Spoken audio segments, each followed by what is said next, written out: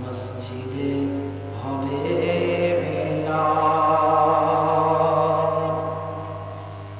একদিন তোমারি নাম মসজিদে হবে এলান। তৈরি থেকো, তৈরি রেখো, কবরের মাল সামান, একদিন তোমারি নাম মসজিদে হবে এলান। একদিন তোমাকে পরিয়ে কাফন, সঙ্গে স্বজন করবে দাফন। হঠাৎ চলে যাবে আদরের ধন, প্রিয় মা বাবার ভাসিয়ে নয়ন। তৈরি থেকো, তৈরি রেখো, সুন্নতি আমল ঈমান, একদিন তোমারি নাম মসজিদে হবে এলান। নামে সমন জারি হলে করবে অটক, বন্ধ হয়ে যাবে জীবন নাটক। বাহাদুরি থাকবে না দেহে যৌবন, ফুরিয়ে বসন্ত আসবে শ্রাবণ। তৈরি থেকো, তৈরি রেখো, জান্নাতি আমল ঈমান, একদিন তোমারি নাম মসজিদে হবে এলান। তৈরি থেকো, তৈরি রেখো, কবরের মাল সামান, একদিন তোমারি নাম মসজিদে হবে এলান। মাননীয় সম্মানিত আজকের এই নির্বাচিত সভার সুনামধন্য সভাপতি সাহেব, উপস্থিত আলেমবৃন্দ, সামনে বসে থাকা দিনদার ইমানদার ভাই সকল, পর্দার আড়ালের সম্মানিত মা বোনেরা, যাবতীয় প্রশংসা, গুণগান, গুণকীর্তন সেই মহান করুণাময় আল্লাহ রাব্বুল আলামিনের জন্যে, যে আল্লাহর অসীম দয়া ও মায়ের ফলে এখনও বেশ কিছু সংখ্যক নারী পুরুষ আমরা মাহফিলে উপস্থিত রয়েছি। সেই আল্লাহর নিখিল প্রশংসা করি, সকলে পড়ুন আলহামদুলিল্লাহ। অতঃপর আমাদের দয়ার নবী মাহমিন আল্লাহ মুরুর দুলাল আকায়ে নামদার তাজদারে মাদিনা আহমদে মুজতাবা মুহাম্মদুর রাসূলুল্লাহ, সকলে পড়ুন সাল্লাল্লাহু আলাইহি ওয়াসাল্লাম। তিনার উপর হাজারো হাজার দরুদ ও সালাম বিবর্ষিত হোক। আল্লাহুম্মা সাল্লি আলাইহি, আল্লাহুম্মা বারিক আলাইহি। বন্ধুরা, ভাইরা, মায়েরা, বোনেরা আমার, আপনাদের সম্মুখে আমি আল কোরআন মাজিদ হইতে দুই জায়গা থেকে দুটি আয়াত তেলাওয়াত করেছি, তার সাথে সাথে একটি হাদিস। ইনশাআল্লাহ এই আয়াত এবং হাদিসকে সামনে রেখে কিছু কথা বলবো।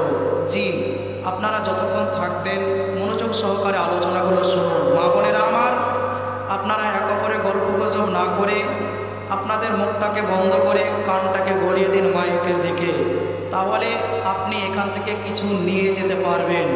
এখানে এসেছেন আপনি কিছু শিক্ষা গ্রহণ করুন, কিছু আপনি শোনার পরে আমলে পরিণত করুন, তাহলে ইনশাআল্লাহ আশা করা যায় আপনার জীবন ধন্য হবে।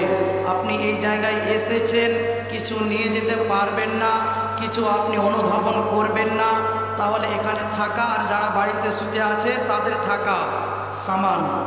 জি তাই তো, এখানে আছেন কষ্ট করে, এতক্ষণ পর্যন্ত আপনারা বসে আছেন কিসের আশায়? শুধুমাত্র নেকির আশায়, তাই তো? না অন্য কোনো আশায় যে কিছুক্ষণ পর বিরিয়ানি দেবে তো আমরা বিরিয়ানি খেয়ে যাব, এরকম আশায়? জি না, আমরা নেকির আশায় রয়েছি। তো কিছু আপনারা নিয়ে যান। আপনাদের সম্মুখে আমি একেবারে নির্ভেজাল কোরআন এবং হাদিসের আলোচনা করব ইনশাআল্লাহ। আপনারা মনোযোগ সহকারে আলোচনাগুলো কর্ণপাত করুন, শুনুন। ইনশাআল্লাহ আপনার জীবনে কিছু না কিছু উপকার হবেই হবে, শুধু মনোযোগ সহকারে আপনাকে শুনতে হবে। আমি কি কথাগুলো বলবো বা কি বলছি এগুলো আপনাকে বুঝতে হবে। জি, অত্যন্ত গুরুত্বপূর্ণ বিষয় নিয়ে আপনাদের সম্মুখে আমি আলোচনা করব। এই বিষয়ে আলোচনা করা আমি এটা একান্ত প্রয়োজন মনে করি, কারণ আজ সমাজে, দুনিয়াতে, আজ সমাজের দিকে যদি লক্ষ্য করেন তাহলে দেখতে পাবেন যে মানুষ আমরা পাপ আর পাপ, গুনাহ আর গুনাহ, অন্যায় আর অন্যায়, এগুলো আপনার আমার দ্বারা ঘটে যাচ্ছে। কেন ঘটছে? এসবগুলো ঘটে যাওয়ার কারণটা কি? জি, এসবগুলো ঘটে যাচ্ছে কেন? আপনার আমার দ্বারা রাত দিন অন্যায় পাপ গুনাহগুলো বেশি বৃদ্ধি পাচ্ছে। কেন? গুনাহটা কোথা থেকে এলো? সর্বপ্রথম অপরাধীকে। জি, আল্লাহ রাব্বুল আলামিন হযরতে আদম এবং হাওয়া আলাইহিস সালাম ইনাদেরকে সর্বপ্রথম তৈরি করেছিলেন, তাই তো? আর ইনাদের দ্বারাই অপরাধ সর্বপ্রথমে ঘটেছিল। ইনারাই সর্বপ্রথম ইস্তেগফার করেছিলেন, তাওবা করেছিলেন। আজ পৃথিবীতে সেই অপরাধ, গুনাহ, অন্যায়, চুরি, ডাকাতি, জেনা, ব্যভিচার এগুলো বিস্তার পেয়েছে। কেন? এসবের কিছু কারণ আছে, জানি আমরা কারণগুলো। 1 নম্বর কারণ হলো যে আমরা নিজের স্বাধীনতায় চলি। কিসে চলি? নিজের স্বাধীনতায়। নিজের মন যা চায় সেই ইচ্ছা অনুযায়ী, নিজের ইচ্ছা অনুযায়ী আমরা চলাচল করছি। বলবেন কি ভুলভাল বক্তব্য, বেশি রাত হয়ে গিয়েছে বলে আপনার মাথা গোলমাল করছে নাকি? যে আমি আমার মতো চলবো না তো কার মতো চলবো? জি, প্রশ্ন জাগে না যে আমি আমার মতো চলবো না তো আমি কার মতো চলবো? জি, বলবেন যে মাওলানা আমি নিজে হাড় ভাঙা পরিশ্রম করে রোজগার করি, নিজের বাবার আমি খাই, নিজে হাড় ভাঙা পরিশ্রম করে আমি টাকা পয়সাগুলো রোজগার করি, আমি আমার মতো চলবো না তো আমি কার মতো চলবো? জি, আল্লাহ রাব্বুল আলামিনের স্বাধীনে চলতে হবে। আজ নিজের মন মানসিকতায়, নিজের স্বাধীনে চলার কারণে আপনার আমার দ্বারা গুনাহ, অন্যায়, পাপ এগুলো বৃদ্ধি পেয়েছে। নিজের স্বাধীনতায় চলার কারণে, নিজের ইচ্ছা অনুযায়ী চলার কারণে আজ দুনিয়াতে সমস্ত পাপগুলো করা একেবারে আপনার আমার জন্য সহজ, সুগম, আসান হয়ে গিয়েছে নিজের ইচ্ছা অনুযায়ী চলার কারণে। তাহলে নিজের ইচ্ছা অনুযায়ী চলা যাবে না। যারা পৃথিবীতে নিজের ইচ্ছা অনুযায়ী চলে, যে আমি আমার মতো চলবো, আমার মন যা চাই সেটাই আমি করব, যারা ইচ্ছা অনুযায়ী চলে তাদেরকে জেনে নিতে হবে 100%, 100% তাদেরকে বলা যাবে যে তাদের জন্য সমস্ত গুনাহগুলো করা একেবারে সম্ভব। তো যারা নিজের স্বাধীনতায় চলে তাদেরকে আখিরাতে বড় জীবনে আল্লাহর স্বাধীনে চলতে হবে। জি, তাহলে নিজের স্বাধীনতায় নিজের মন চাহি জিন্দেগি চালা যাবে না। আসুন আপনাদেরকে শুরু থেকে আপনাদেরকে শোনাই।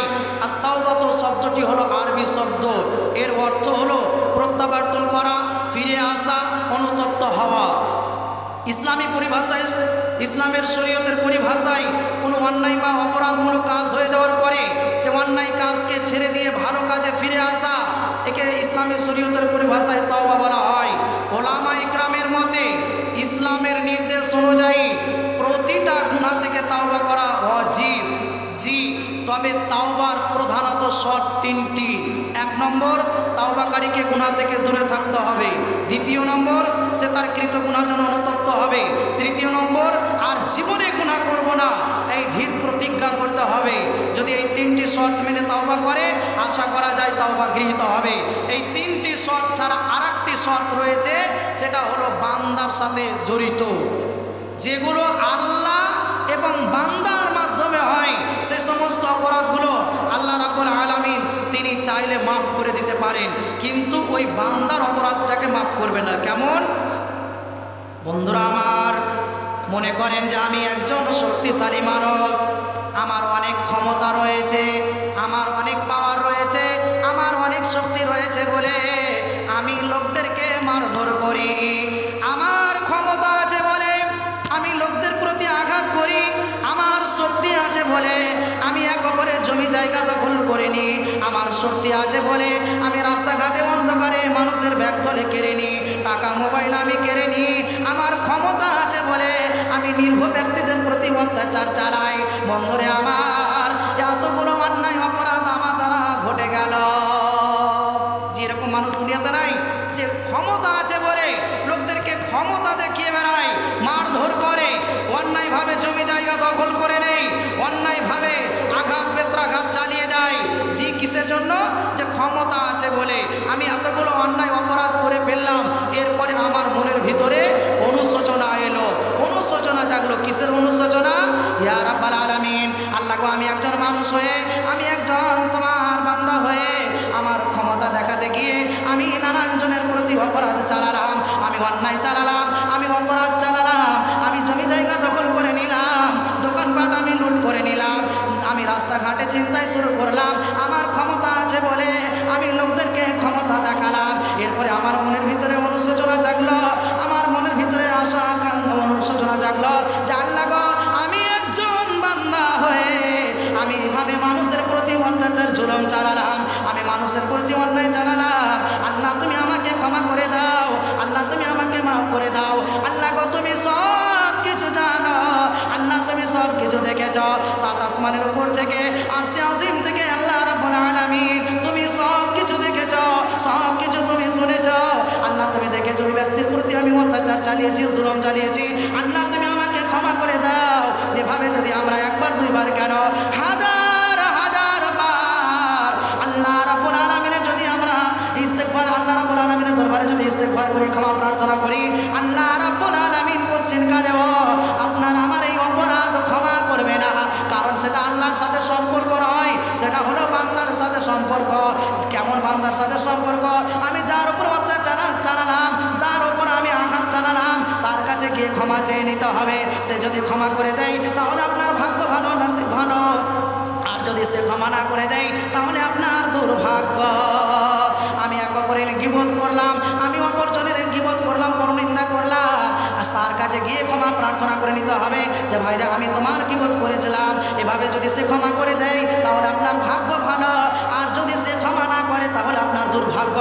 কারণ আল্লাহ রাব্বুল আলামিন এই অপরাধ আপনার আমার ক্ষমা করবে না। তাহলে নিজের ক্ষমতা, শক্তি, পাওয়ার এটা দেখানো যাবে না। ক্ষমতা আছে বলেই, শক্তি আছে বলেই আমি এক অপরে আঘাত করব, এক অপরকে মারধর করব, এক অপরের পাকা ফসল আমি কেটে নিয়ে আসব, আমি জমি জায়গাকে দখল করে নেব, চলবে না।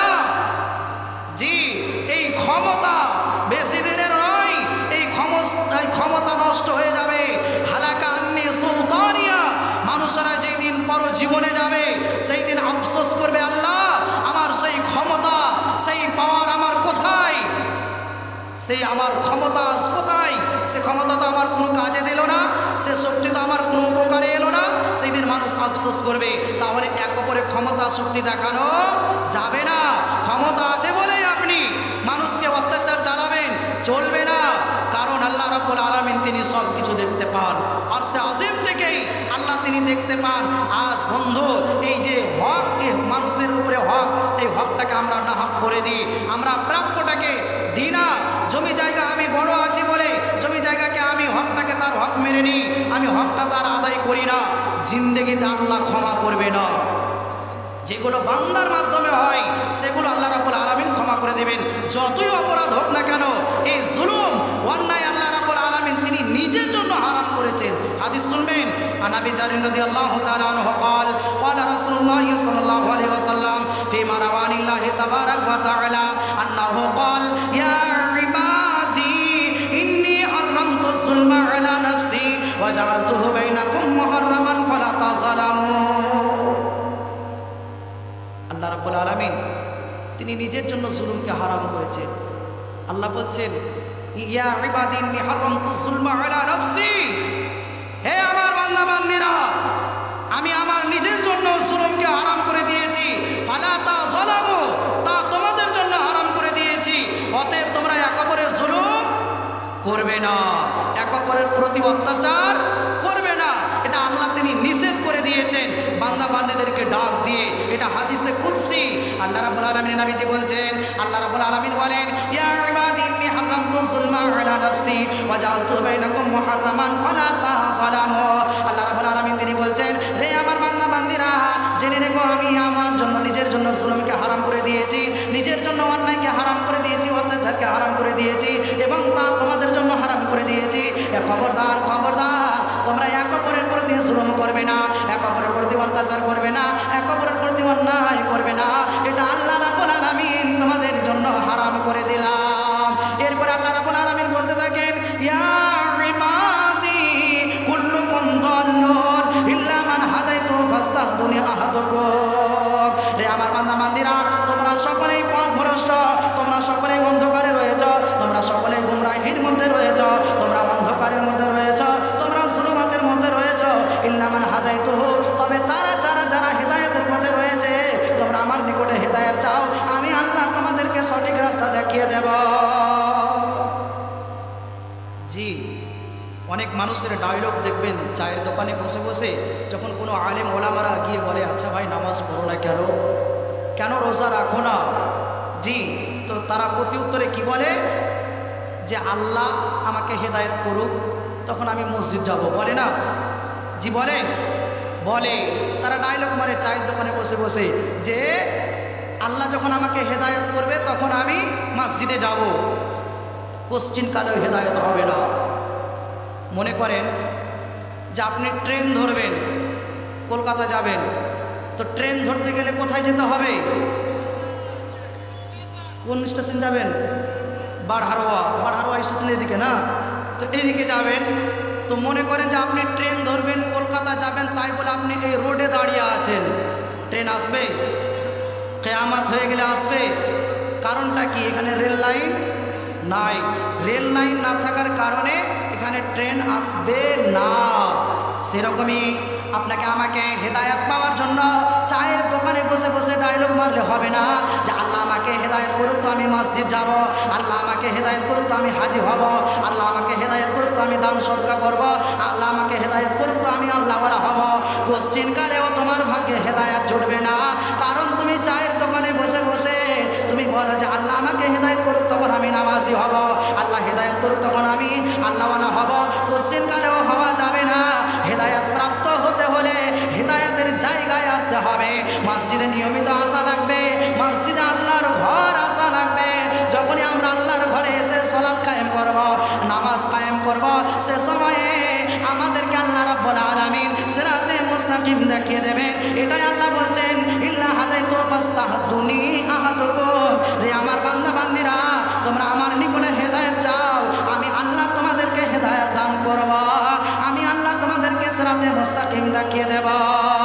ইয়া ইবাদি কুল্লুকুম দাঈউন। আল্লাহ রাব্বুল আলামিন বলছেন রে আমার বান্দা বান্দিরা তোমরা সবাই ক্ষুধার্ত, তোমরা সবাই অনাহারে রয়েছ, ইল্লা মান আতামতুহু, তবে তারা ছাড়া যাদেরকে আমি খাবার দেই, তোমরা আমার নিকটে খাবার চাও, আমি আল্লাহ তোমাদেরকে খাবার দিয়ে দেব। ইয়া ইবাদি কুল্লুকুম আরিন। আল্লাহ রাব্বুল আলামিন বলছেন রে আমার বান্দা বান্দিরা তোমরা সবাই উলঙ্গ, সবাই তোমরা বস্ত্রহীন, তবে আমি যাকে কাপড় পরিধান করাই সেই ব্যক্তি ছাড়া তোমরা আমার নিকটে কাপড় চাও, আমি আল্লাহ রাব্বুল আলামিন তোমাদেরকে তা দিয়ে দেব। ইয়া ইবাদি ইন্নাকুম তুখতিউনা বিল-লাইলি ওয়ান-নাহার ওয়া আনা আগফিরুয যুনুবা জামিআ। আল্লাহ রাব্বুল আলামিন বলছেন রে আমার বান্দা বান্দিরা তোমরা রাতের পর রাত দিনের পর দিন গুনাহ করে যাও, রাতের পর রাত দিনের পর দিন অপরাধ করে যাও, তোমরা আমার নিকটে ক্ষমা প্রার্থনা করো, আমি আল্লাহ রাব্বুল আলামিন তোমাদেরকে ক্ষমা করে দেব।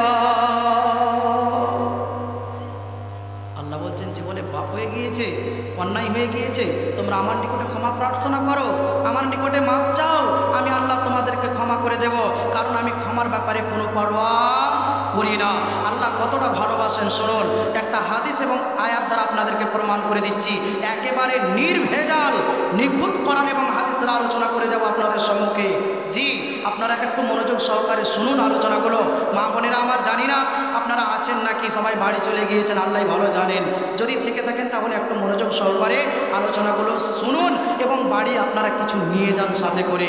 আল্লাহ রাব্বুল আলামিন বলছেন, কুল ইয়া ইবাদিয়াল্লাযীনা আসরাফু আলা আনফুসিহিম লা তাকনাতু মির রাহমাতিল্লাহ ইন্নাল্লাহা ইয়াগফিরুয যুনুবা জামিআ ইন্নাহু হুয়াল গফুরুর রহিম। আল্লাহ রাব্বুল আলামিন বলছেন, হে নবী মুহাম্মদ সাল্লাল্লাহু আলাইহি ওয়াসাল্লাম, তুমি মানুষদেরকে বলে দাও, কুল ইয়া ইবাদিয়াল্লাযীনা আসরাফু আলা আনফুসিহিম, রে আমার তুমি বান্দাবান্দীদেরকে বলে দাও, হে নবী মুহাম্মদ সাল্লাল্লাহু আলাইহি ওয়াসাল্লাম, তুমি মানুষদেরকে বলে দাও, যারা তোমরা নিজের নফসের প্রতি জুলুম করেছো, যারা তোমরা নিজেদের প্রতি অত্যাচার চালিয়েছো, নিজের প্রতি অন্যায় করেছো, নিজের প্রতি তুমি অত্যাচার করেছো, পাপ করেছো, গুনাহ করেছো, তাই বলে তুমি নৈরাশা হয়ে যাবে না। লা তাকনাতু মির রাহমাতিল্লাহ। আল্লাহ রাব্বুল আলামিন বলছেন, রে বান্দাবান্দীরা, তোমরা খবরদার খবরদার আমার রহমত থেকে বঞ্চিত হয়ে যাবে না, আমার রহমত থেকে তোমরা নৈরাশা হয়ে যাবে না। যে আল্লাহ আমার এই গুনাহ ক্ষমা করবে কি করবে না? আল্লাহ আমি এতগুলো অন্যায়, এতগুলো অপরাধ আমি চালিয়ে গেলাম, জীবনে আমার গুনাহ এটাই কাজ ছিল, রাত দিন আমি গুনাহ অপরাধ করে চললাম, আল্লাহ রাব্বুল আলামিন আমাকে ক্ষমা করবে কি করবে না? এভাবে আল্লাহ রাব্বুল আলামিন বলছেন, রে বান্দা বান্দিরা, লা তাকনাতু মির রাহমাতিল্লাহ, তোমরা আমার রহমত থেকে বঞ্চিত হয়ে যাবে না, আমার রহমত থেকে তোমরা দূরে সরে যাবে না। কারণ হলো ইন্নাল্লাহা ইয়াগফিরুয যুনুবা জামিআ। আল্লাহ রাব্বুল আলামিন এখানে জামিআ শব্দ ব্যবহার করেছেন। রে বান্দা বান্দিরা, তোমাদের জীবনের যতগুলো অন্যায় ঘটবে, তোমার জীবনের যতগুলো অপরাধ ঘটবে, নিশ্চয় আমি আল্লাহ তোমার সমস্ত অপরাধ ক্ষমা করে দেব। না, আল্লাহ ক্ষমা করবে না? জি, কোনটা? আল্লাহ ক্ষমা করবেন না? আল্লাহ জীবনের সব গুনাহ আল্লাহ রাব্বুল আলামিন তিনি ক্ষমা করে দেবেন, মাফ করে দেবেন। এমনকি এই জামিন থেকে নিয়ে যদি আসমান পর্যন্ত গুনাহ ছুঁয়ে যায়, এরপরে যদি আমরা আল্লাহ দরবারে ইস্তেগফার করি, আল্লাহ ক্ষমা করে দেবেন। একটি হাদিস বলে আমি শেষ করে দেব। জি, আসুন, কত চমৎকার হাদিস। আল্লাহর নবী জনাবে মুহাম্মদুর রাসূলুল্লাহ সাল্লাল্লাহু আলাইহি ওয়াসাল্লাম তিনি বলেছেন যে আল্লাহ রাব্বুল আলামিন কত মানুষকে ভালোবাসেন জানেন? আপনার কল্পনাও নাই যে আল্লাহ তিনি এত আপনাকে আমাকে ভালোবেসে যাচ্ছেন, অথচ আমরা আল্লাহর প্রিয় বান্দাবান্দি হতে পারি না। আল্লাহ রাব্বুল আলামিন কিভাবে ভালোবেসে যাচ্ছেন আপনাদেরকে শোনাই। ক্বালা ইয়ানজিলু রাব্বানা তাবারাক ওয়া তাআলা কুল্লা লাইলাতিন ইলাস সামাঈদ দুনিয়া হিনা ইয়াবকা সুলুসুল লাইলিল আখির ইয়াকুলু মান ইয়াদউনি ফাস্তাজিবা লাহু মান ইয়াসআলুনি ফাউতিয়াহু মান ইয়াস্তাগফিরুনি ফাগফির লাহু। আল্লাহ রাব্বুল আলামিন নবীজি বলছেন, ক্বালা ইয়ানজিলু রাব্বানা তাবারাক ওয়া তাআলা কুল্লা লাইলাতিন ইলাস সামাঈদ দুনিয়া হিনা ইয়াবকা সুলুসুল লাইলিল আখির। আল্লাহ রাব্বুল আলামিন নবীজি বলছেন, আল্লাহ রাব্বুল আলামিন প্রতি রাত্রে রাত যখন তৃতীয়াংশ হয়ে যায়, সে সময় আল্লাহ রাব্বুল আলামিন আরশে আজিম থেকে আমাদের মাথার উপরে যে আসমান আমরা দেখতে পাই, এই আসমানে আল্লাহ রাব্বুল আলামিন তিনি অবতরণ হন। এসে কি বলেন? এসে তিনটি কথা বলতে থাকেন প্রতি রাত্রে। রাত যখন তৃতীয়াংশ হয়, 3 ভাগ রাত হয়, সে সময়ে কি হয়? আল্লাহ রাব্বুল আলামিন তিনি এসে অবতরণ হন আমাদের মাথার উপরে যে আসমান আমরা দেখতে পাই। প্রত্যেক রাত্রে এসে কি বলেন?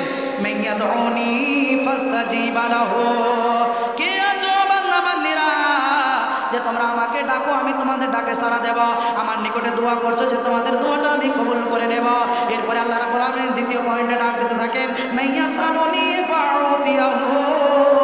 কে আছো রে বান্দা বান্দিরা, রে আমার বান্দা বান্দিরা, এই গভীর রজনীতে রাত্রের তৃতীয়াংশ রাত্রে গভীর রজনীতে সবাই ঘুমিয়ে, আর তুমি একজন জেগে গিয়েছ, আর তুমি বলতে আছো আল্লাহ আমার জীবনের এই প্রয়োজন সেই প্রয়োজন, আল্লাহ তুমি আমাকে দাও। আল্লাহ বলছেন ফাউতিয়াও, আমি তোমাদের জীবনের সমস্ত কিছু আমি পূরণ করে দেব।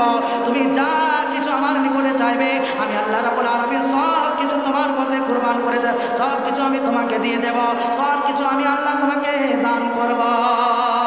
ভাইরা মায়েরা বোনেরা আমার, এই জায়গায় আমাদের ভুল হয়ে যায় যখন আপনার আমার অভাব অনটন এসে যায়। আমার অভাব অনটন চলে এলো, আমার বাড়িতে খাবার নাই, আমার অভাব অনটন এসে গিয়েছে, আমার মেয়ের বিবাহ লেগেছে, আমি মেয়ের বিবাহ দিতে পারছি না।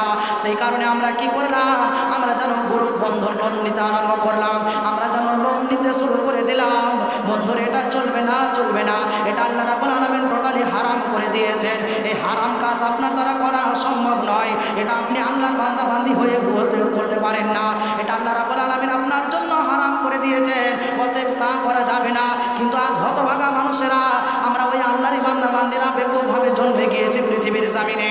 যে আজ যখনই অভাব অনটন এসে যায় আমরা যেন চুরি শুরু করে দেই, অভাব অনটন যখন এসে যায় আমরা ডাকাতি শুরু করি, অভাব অনটন যখন এসে যায় আমরা লোন নিতে শুরু করে দেই, যখন মেয়ের বিবাহ লেগেছে আমরা টাকা জোটাতে পারি না সে সময় আমরা লোন নিতে শুরু করে দেই। বন্ধুরে তোমার আইডিয়া নাই যে আল্লাহ রাব্বুল আলামিন প্রতি রাত্রে রাত যখন তৃতীয়াংশ হয় সে সময় আল্লাহ রাব্বুল আলামিন তিনি ডাক দিতে থাকেন মাইয়াসালুনি ফাউতিয়াহু, কে আচরে বান্দা বান্দিরা তোমাদের জীবনের যা কিছু প্রয়োজন আছে তোমরা আমার নিকটে চাও, আমার নিকটে চাও, আমি আল্লাহ রাব্বুল আলামিন তোমাদের সব কিছু দিয়ে দেব। তোমার জীবনের যা কিছু প্রয়োজন আছে তোমরা আমার নিকটে চাও, তোমাদেরকে আমি সব কিছু দিয়ে দেব। জি কেমন হয়, আল্লাহ রাব্বুল আলামিন কি দিতে পারেন না? আল্লাহ সব কিছু দিতে পারেন। যে আল্লাহ রাব্বুল আলামিন আপনাকে আমাকে এক ফোঁটা নাপাক পানি দিয়ে, আল্লাহ জ্ঞান বুদ্ধি বিবেক চেতনা শক্তি দিয়ে আল্লাহ সৃষ্টি করলেন, সুন্দর সুঠাম করে আল্লাহ রাব্বুল আলামিন দুনিয়ার জামিনে পাঠিয়েছেন। ওই আল্লাহ রাব্বুল আলামিন আপনাকে আমাকে মালধন টাকা পয়সা জ্ঞান বুদ্ধি বিবেক দিয়েছেন। ওই আল্লাহ কি আপনাকে আমার মালধন টাকা পয়সা দিতে পারে না? সব কিছু দিতে পারেন। আল্লাহর নবী জনাবে মুহাম্মদুর রাসূলুল্লাহ সাল্লাল্লাহু আলাইহি ওয়াসাল্লাম তিনি বলেছেন, রে আমার উম্মতেরা যখন তোমরা রাস্তা দিয়ে চলতে থাকো, রাস্তা দিয়ে চলতে থাকো, রাস্তা দিয়ে যখন চলতে থাকো, চলতে চলতে চলতে চলতে চলতে তোমার জুতোর বাধা কেটে গেল, স্যান্ডেলের বাধা ছিঁড়ে গিয়েছে, তুমি বলো আল্লাহ আমার জুতোর বাধা ছিঁড়ে গিয়েছে, আল্লাহ তুমি এর ব্যবস্থা করে দাও। আল্লাহ রাব্বুল আলামিন বলছেন ফাউতিয়াহু, আমি আল্লাহ তোমার তা ব্যবস্থা করে দেব। এক কথায় আপনার আমার জীবনের যা কিছু প্রয়োজন হবে আল্লাহ রাব্বুল আলামিনের নিকটে চাইতে হবে। আল্লাহ বলছেন সব কিছু আমি তোমাদেরকে দিয়ে দেব। আজ আমরা ভুল করে থাকি, আল্লাহকে বাদ দিয়ে আমরা অন্য জায়গায় চলে যাই, গ্রুপ বন্ধন লোনে চলে যাই, আমরা লোন নিতে শুরু করে দেই, আমরা অন্যায় কাজের দিকে অগ্রসর হয়ে যাই। বন্ধু এটা চলবে না। আপনার আমার জীবনের যা কিছু প্রয়োজন হবে আল্লাহ রাব্বুল আলামিনের কাছে চাইতে হবে। এরপরে আল্লাহ রাব্বুল আলামিন তৃতীয় নম্বরে ডাক দিতে থাকেন মাইয়াস্তাগফিরুনি ফাগফির লাহু, কে আছো রে বান্দা বান্দিরা, ও গুনাহগারেরা, ও পাপীরা, জীবনে পাপ করে করে পাহাড় বানিয়ে দিয়েছ, সমুদ্রের ফেনা বরাবর তুমি গুনাহ করে ফেলেছ, এত বড় অন্যায়, এতগুলো গুনাহ, এত বড় তোমার অন্যায় ঘটে গিয়েছে, তুমি আমার নিকটে বলো রব্বুল আলামিন আমার জীবনের পাপগুলোকে ক্ষমা করে দাও। আল্লাহ রাব্বুল আলামিন বলছেন বান্দারে আমি এটা দেখতে যাব না যে তুমি কত বড় অপরাধী, তুমি কত বড় অন্যায়কারী, তুমি কত বড় গুনাহ করেছ, তুমি পাহাড় বরাবর করেছ না সমুদ্রের ফানা বরাবর করেছ, এটা আমি দেখতে যাব না। তুমি বলো রব্বানা যালামনা আনফুসানা ওয়া ইল্লাম তাগফির লানা ওয়া তারহামনা লানাকুনান্না মিনাল খাসিরিন। রব্বানা হে আমার রব, যালামনা আমরা জুলুম করেছি আনফুসানা নিজের নফসের প্রতি, ওয়া ইল্লাম তাগফির লানা আল্লাহ তুমি আমাকে যদি ক্ষমা না করো লানাকুনান্না মিনাল খাসিরিন, আল্লাহ আমরা ক্ষতিগ্রস্তের মধ্যে পড়ে যাব। এক কথায় তুমি বলো আল্লাহ আমার জীবনের এই গুনাহ ঘটে গিয়েছে, আমার এই গুনাহ অপরাধ ঘটে গিয়েছে, আল্লাহ তুমি আমাকে ক্ষমা করে দাও। আল্লাহ রাব্বুল আলামিন বলছেন তোমার সমস্ত গুনাহগুলোকে আমি আল্লাহ ক্ষমা করে দেব।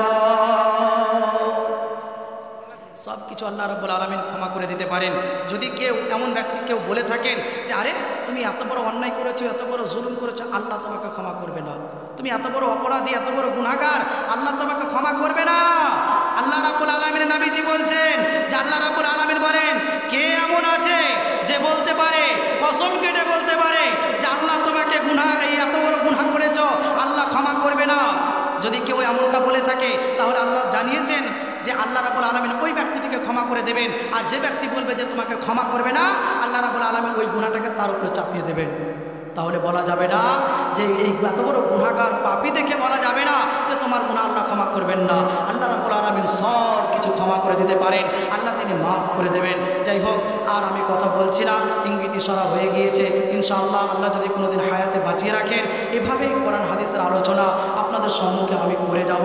আমি কোনো বানানো কথা আপনাদের সম্মুখে বলি না, আর আমি সেরকম কোনো রং রসের গজল এগুলো বলতে পারি না। জি, একেবারে নির্ভেজাল কোরআন হাদিসের ডেলিভারি আমি দিতে পারি, কিন্তু কোনো রং রসের গজল না এগুলো আমি বলতে পারি না, এদিকে আমি অক্ষম। যাই হোক, শেষের বেলায় আল্লাহ রাব্বুল আলামিনের কাছে দোয়া করব, ইয়া রাব্বাল আলামিন, আল্লাহ গো, আমরা প্রতিটা মানুষ অপরাধী, গুনাহগার, আমাদের দ্বারা গুনাহ ঘটে যায়। আল্লাহ তুমি আমাদের সমস্ত গুনাহগুলোকে, সমস্ত অপরাধগুলোকে আল্লাহ তুমি মোচন করে দাও।